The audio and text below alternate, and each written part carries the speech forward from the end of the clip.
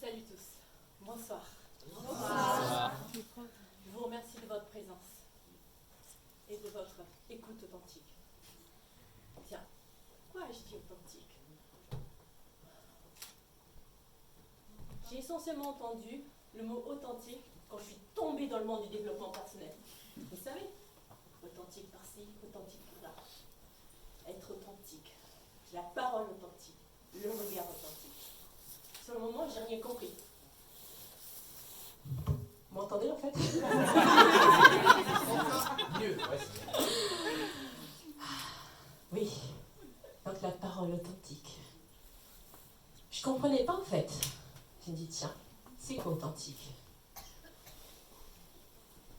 Et j'ai cherché à quel moment j'étais authentique. Et pour moi, authentique est en rapport avec la vérité.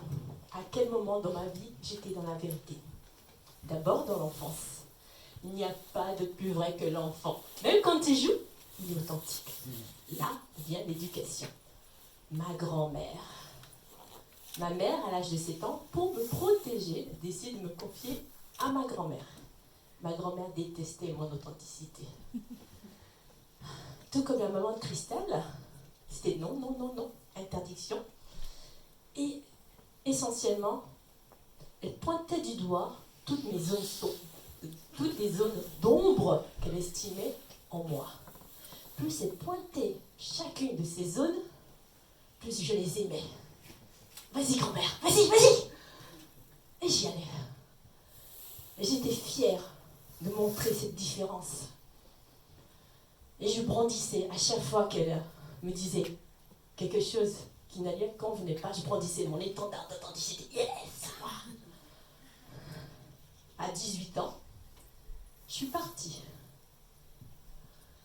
Loin de ce lieu où j'avais pas ma place. Je pensais pouvoir vivre mon authenticité ailleurs. Ah, quelle illusion!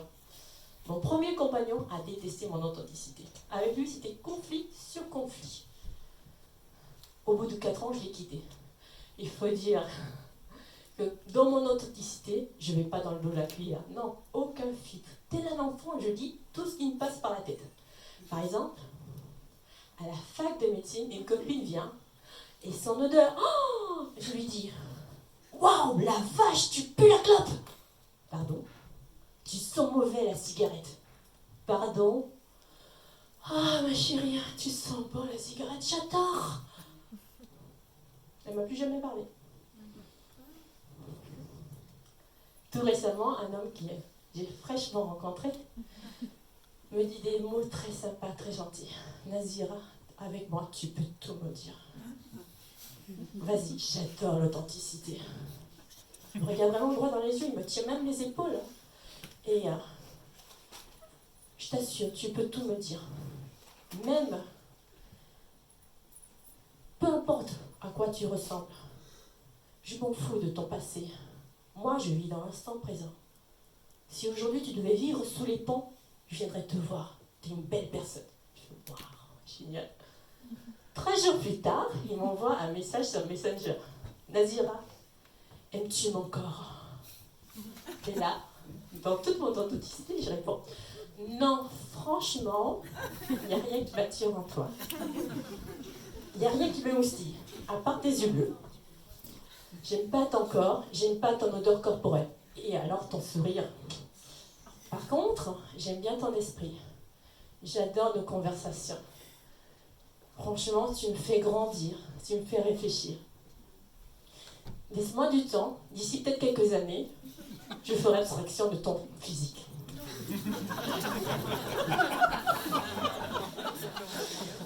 Il m'a blacklisté des réseaux sociaux. J'ai pas compris. Il m'a dit pourtant je pouvais être authentique. Et je regarde les messages, je regarde ce que j'ai écrit, je regarde la question. Aimes-tu ton corps? Ah. C'est pas pareil.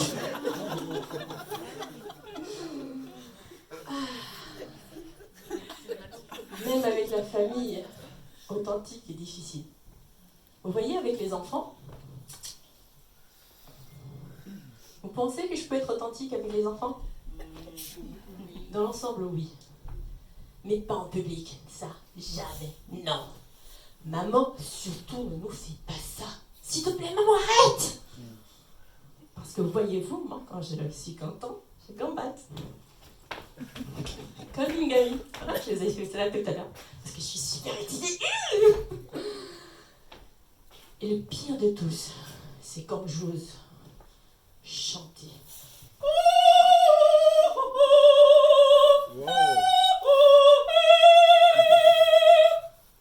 Ça, c'est ma spécialité. N'est-ce pas, les petits Mélina? Et quant à la vie de couple, ma deuxième vie de couple, une fois passée la période où on se fait les cri-cri, la fameuse période bénie, où une fois les hormones de l'amour ont cessé de maintenir à niveau élevé le niveau de tolérance, j'adopte le nom de sorcière. Pour éviter les conflits, pour éviter les disputes, pour éviter tous les objets volants non identifiés, je m'adapte. Je m'attaque au cœur du problème, mon enfant intérieur. Je l'attrape, je l'attache, je le bâillonne, je le mets dans une malle, je le jette dans la cave et je ferme à double tour. Enfin la paix. Je suis silencieuse. Je fais plus de bruit. Et oui, faire du piano, faire de la flûte traversière, utiliser mes voix, utiliser mes cordes vocales, c'est faire du bruit. Imaginez ce que je peux faire avec un tambour.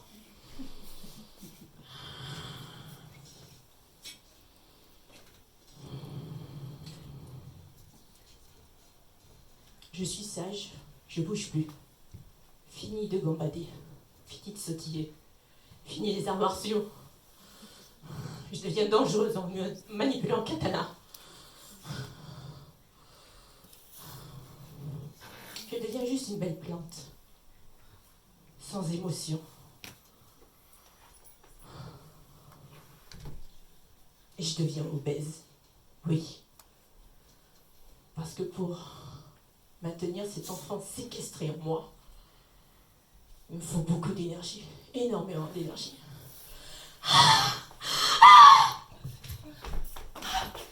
Oh miracle, de temps en temps, cet enfant intérieur surgit. Il est puissant, c'est un magicien. Et pour éviter tout conflit, on s'est mis d'accord. On s'est dit, écoute, on fait un deal entre nous deux, ok? Je vais t'autoriser à t'exprimer. Tu as besoin de t'exprimer de temps en temps. Donc du coup, je l'autorise à utiliser son pouvoir magique le plus puissant. Faire fuir les gens.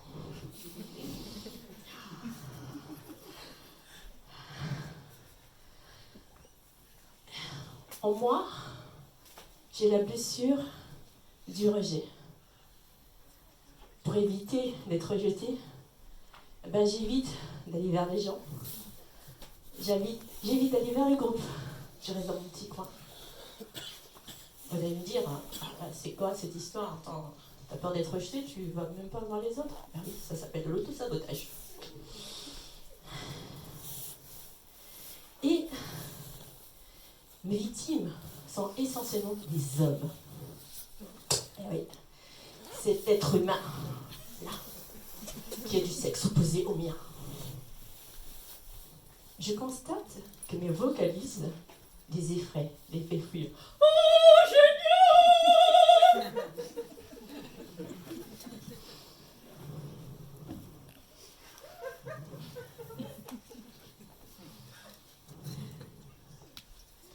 Comme il n'est pas possible de se balader avec un katana en pleine rue, ou de faire des vocalises dans un supermarché,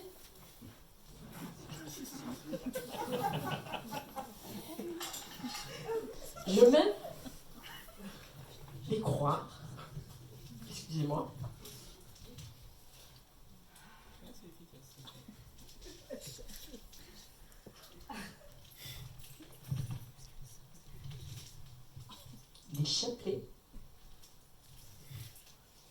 invisible pour effacer du regard mon opulente poitrine. Vadeltros homo sapiens.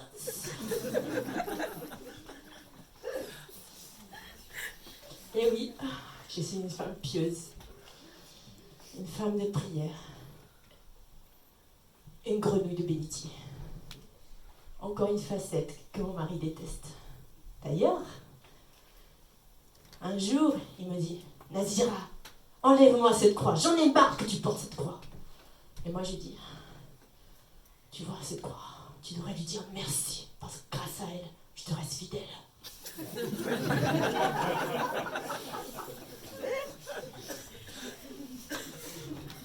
Et il m'arrive parfois de mettre ce précieux bijou. Et là, tiens, tu sens? Ouais, t'as oublié la croix. Ah oui, merci chérie.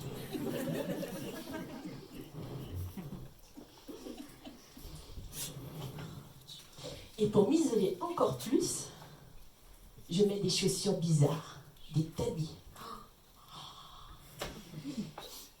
Les orteils et les pouces sont séparés. Ça me donne l'impression d'être un être étrange, un genre de folie. Quand je me balade, que je croise des adolescentes, je les entends se moquer de moi, éclater de rire. Je m'en fiche, elles sont en joie. Toi là-bas, quand tu m'écoutes, tu dois te dire « Hey, ça vaut pas le coup d'être authentique. C'est qu'isolement et désolation. » C'est pas faux. Faut dire que être authentique, c'est tout un art. Trouver l'équilibre. Être authentique, mais pas trop. Juste ce qu'il faut. Faire attention à l'ego de l'autre et à ses besoins. Lui donner le temps de s'adapter. Lui donner le temps d'être apprivoisé. Et lui donner l'autorisation d'être authentique. En utilisant, bien sûr, les techniques du langage non violent. Mais je vous garantis rien qui vous accepte. Aussi bien, sinon, c'est être un génie, être quelqu'un, comment dire, une star. Comme ça, tout le monde est fier de dire « Ouais, il fait partie de mon réseau », même si t'es un pauvre con. Hein. Mais de temps en temps, il y a des gens qui s'approchent de moi, curieux, perplexes. Moi aussi, d'ailleurs. Et là, ils me disent, tiens, elles sont bizarres tes chaussures, pourquoi tu portes ça? Ben justement, pour que tu viennes me poser la question. Vous savez, il y a toute une histoire derrière ces chaussures. Et au cours de la conversation, certains prononcent des mots, énergie, spiritualité, ovni, extraterrestre, monde invisible, des dragons, des fées, des licornes. Waouh! Enfin, des gens qui me comprennent. Ça y est, j'ai trouvé des gens, des guerriers lumière. Ben oui, des frères d'armes. Et cette année, au cours de l'été, un homme qui avait entendu parler de moi, vous vous rendez compte? Il s'approche et me dit, Nazira, hein? Je suis chamane. J'avais hâte de te reconnaître. Waouh! Mon chakra du cœur s'ouvre. Une énergie immense passe à moi. Cet homme, à ses paroles, vient guérir mon âme blessée. Pendant 1 mois, dans une plus grande joie, nos enfants intérieurs se sont rencontrés. Nous avons partagé tous nos secrets, tous nos, nos sorts, toutes les astuces qu'on faisait, les prières, même la téléportation, on va dire. Ouais, je t'assure. Et au fur et à mesure, on s'est senti bien à bavarder. Et on s'est rendu compte qu'avec les différentes connaissances qu'on se partageait, eh bien, nous avons agrandi notre monde, nous avons agrandi notre champ de visibilité. Pour vous dire que la magie, elle existe quand on laisse l'âme agir. Et en l'accueillant tel qu'il est, sans le moindre jugement, cette âme égarée s'est sentie chez lui, à la maison. Il s'est senti renaître. J'avais apaisé cette âme. Et par un beau clair de lune, il est parti, en emportant ces mots sur le cœur que j'ai pu graver. Je t'aime.